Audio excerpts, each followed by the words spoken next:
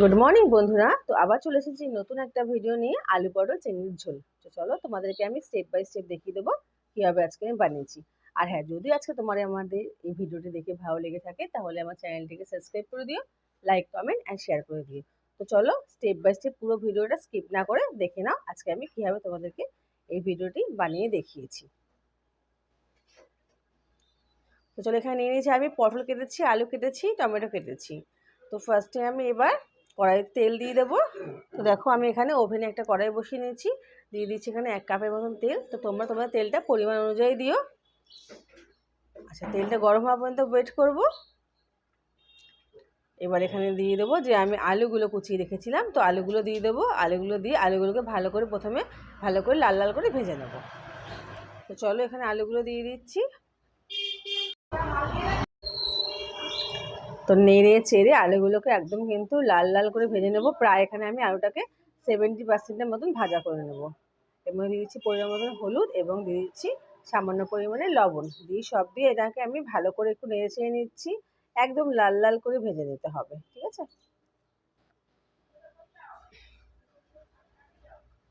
তো আলু ভাজা আমার হয়ে গেছে, এগুলোকে আমি একটা পাত্রের মধ্যে এবার তুলে নিচ্ছি। এবার যে পটলগুলো কেটে রেখেছিলাম, তো পটলগুলো আমি দিয়ে দিচ্ছি। পটলগুলোকেও ভালো করে নেড়ে চেড়ে লাল লাল করে ভেজে নেব।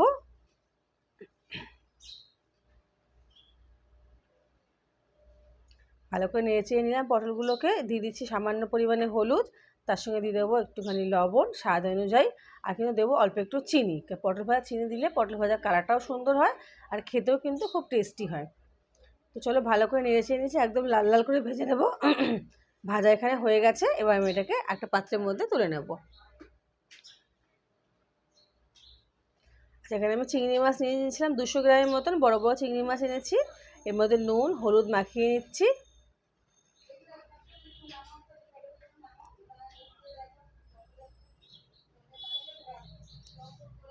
তো চলো, কড়াইতে তেল আছে, ওই তেলের মধ্যে আমি কিন্তু এবার চিংড়ি মাছগুলোকে ভেজে নেব।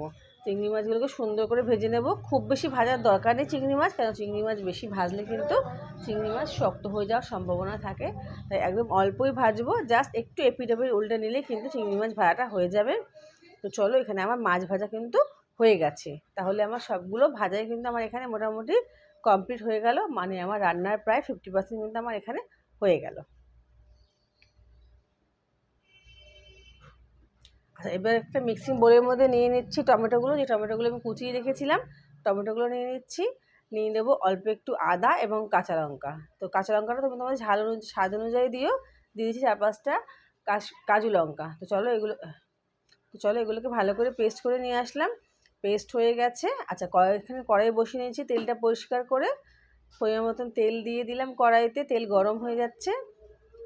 আচ্ছা, এবার এখানে ফোড়ন দিয়ে দেবো। ফোড়ন দিলাম 2টো শুকনো লঙ্কা, একটু গরম মশলা, আর সঙ্গে দিয়ে দেবো একটু জিরে ফোড়ন।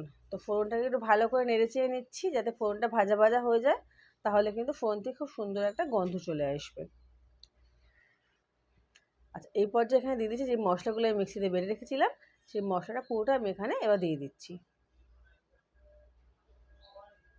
ভালো করে নেড়ে চেড়ে নিতে হবে, যাতে মশলা থেকে টমেটো আদার কাঁচা গন্ধটা পুরোপুরি চলে যায়। এক্ষেত্রে এখানে কিন্তু আমি পেঁয়াজ রসুন ব্যবহার করিনি, তোমরা চাইলে কিন্তু পেঁয়াজ রসুন ব্যবহার করতে পারো।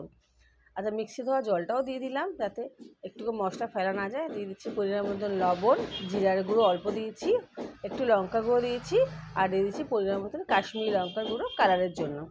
তো চলো সব কিছু দিয়ে আবার ভালো করে একটু নেড়ে চেড়ে নিচ্ছি, যাতে মশলাটা খুব সুন্দর একটা কালার চলে আসে মশলায়। মশলা থেকে তেলটা বেরোনো অবধি মশলাটাকে ভালো করে কষিয়ে নিতে হবে।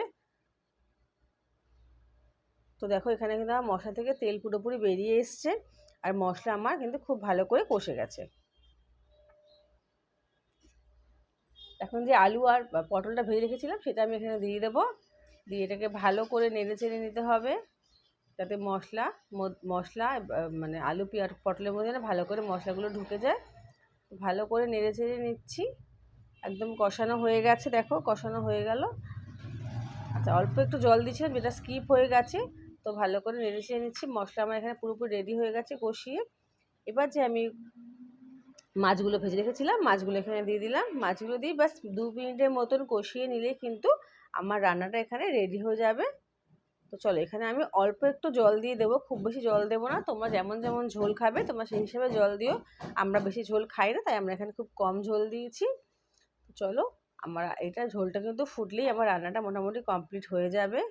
তো রান্নাটা এখানে আমার আজকের মতন কমপ্লিট হয়ে গেছে। আশা করি তোমাদের ভিডিওটা ভালো লেগেছে। ভালো লাগলে কিন্তু লাইক, কমেন্ট অ্যান্ড শেয়ার করে দিও। আর যারা ফেসবুক থেকে দেখছো তারা কিন্তু আমার চ্যানেলটিকে একটুখানি ফলো করে দিও। তো থ্যাংক ইউ ভেরি মাচ।